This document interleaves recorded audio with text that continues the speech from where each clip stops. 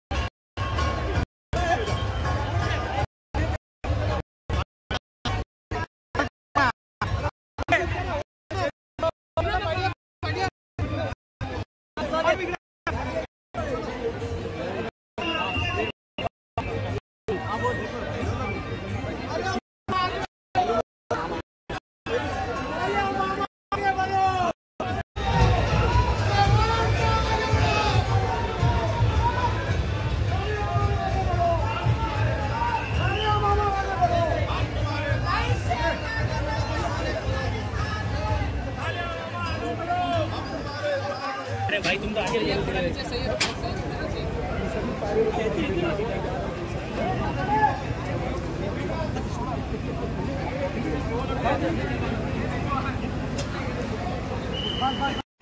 महाविकास आघाडीचे उमेदवार सुरेश मात्ते अर्ज दाखल करून बाहेर आल्यावर पत्रकारांशी बोलताना जितेंद्र आव्हाड व गुड्डू पठाण, राशिद शेख व आपले हजारो कार्यकर्त्यांसमोर जितेंद्र आव्हाड यांनी सांगितलं की सुरेश बाळामामा मात्रे 100% हे निवडून येतील